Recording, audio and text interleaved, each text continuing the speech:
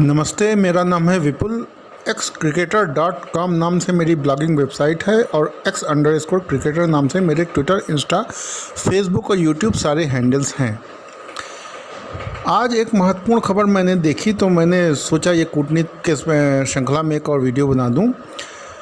Hunter Biden को आप जानते होंगे, ये जो बिडेन के पुत्र हैं। जो बिडेन वर्तमान में यूएसए के राष्ट्रपति हैं, हम संयुक्त राज्य अमेरिका के, उनके पुत्र हैं हंटर बिडेन। और हंटर बिडेन का नाम आता है यूक्रेन की जो बायोलैब्स बनी हैं 32, जिनमें जैव हथियार के संबंध में कार्यक्रम चल रहे थे और ये यूएस के लोग उसमें थे, उसमें हंटर बिडेन का नाम है। तो महत्वपूर्ण खबर ये है कि हंटर बिडेन के जितने इन्वेस्टमेंट के साक्ष्य हैं, उनके संबंध में जितने पेज थे वो विकिपीडिया ने हटा दिए हैं। अब विकिपीडिया पे आपको हंटर बिडेन के इन्वेस्टमेंट से संबंध कोई भी पेज नहीं दिखेगा, सारे आंकड़े हटा दिए गए। ये अत्यंत महत्वपूर्ण खबर है इसलिए क्योंकि यूक्रेन में जो 32 बायोलैब थी और जिनमें रशिया ने दावा किया था कि इनमें जैव हथियार का कार्यक्रम चल रहा था, इसमें अमेरिका की इन्वॉल्वमेंट थी और ये लगभग साबित हो चुका है कि ये बात सही थी। उसमें हंटर बिडेन का हाथ था और हंटर बिडेन के लैपटॉप में सारे सीक्रेट्स हैं। ये पुतिन ने एक बार कहा था कि अगर हंटर बिडेन के लैपटॉप मिल जाए तो कोरोना वायरस की समस्या का भी समाधान हो जाएगा। तो ये बहुत बड़ी महत्वपूर्ण खबर है। ये आपको किसी भी भारतीय न्यूज़ चैनल पर देखने को नहीं मिल रही होगी, लेकिन आप विकिपीडिया पे जाइए और हंटर बिडेन के इन्वेस्टमेंट के संबंध में सर्च कीजिए, आपको कुछ भी नहीं मिलेगा। पहली बात तो ये।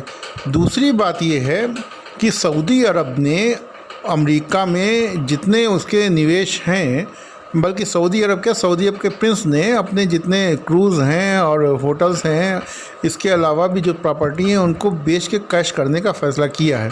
ये अत्यंत महत्वपूर्ण खबर इस विषय में है क्योंकि संयुक्त राज्य अमेरिका की अपेक्षा सऊदी अरब की नज़दीकियाँ इस समय रशिया से ज़्यादा बढ़ रही हैं और यूएसए पे ये भरोसा नहीं कर पा रहा है सऊदी अरब।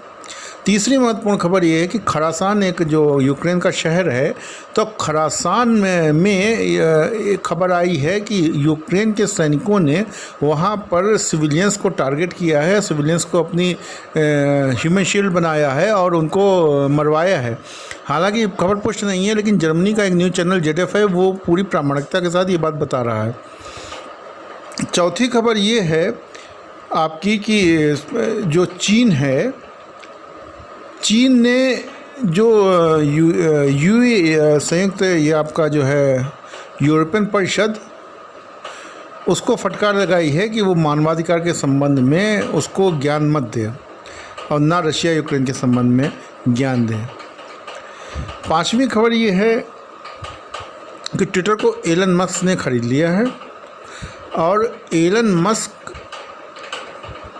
उसी तरीके से हाथी के दांत हैं जिस तरीके से कोई और हो सकता है।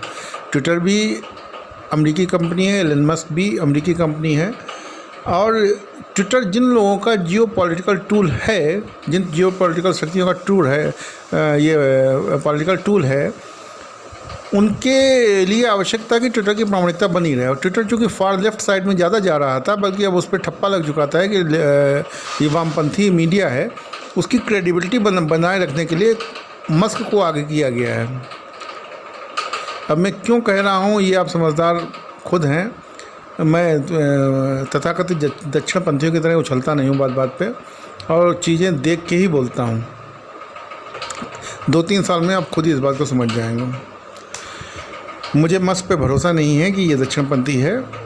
और इसके अलावा काफ़ी अन्य छोटी बड़ी खबरें हैं। एक बड़ी खबर ये है कि आपको अचानक से पाकिस्तान और श्रीलंका की खबरें आनी बंद हो गई होंगी। ये मैनेज की जाती हैं खबरें भारतीय मीडिया में भी। मैं पहले FDI के बारे में बता चुका हूँ कि भारतीय मीडिया चैनल्स पे विदेशी चैनल्स का बड़ा हस्तक्षेप है। वो वही दिखाना वो अपने हिसाब से दिखाना चाहते हैं, आपकी रुचि के हिसाब से नहीं दिखाते हैं। आपके दिमाग में उल्टा सीधा अपनी तरफ से भरना चाहते हैं। ज़्यादा बड़ा वीडियो नहीं करूँगा, बस यही 4-5 बातें करनी थी। ट्विटर अकाउंट मेरा सस्पेंड चल रहा है क्योंकि मैंने पता नहीं उनके हिसाब से कुछ आपत्तिजनक लिख दिया होगा। इस चैनल को सब्सक्राइब कर दें और ट्विटर, इंस्टा, फेसबुक और यूट्यूब सभी हैंडल्स को फॉलो करें। धन्यवाद।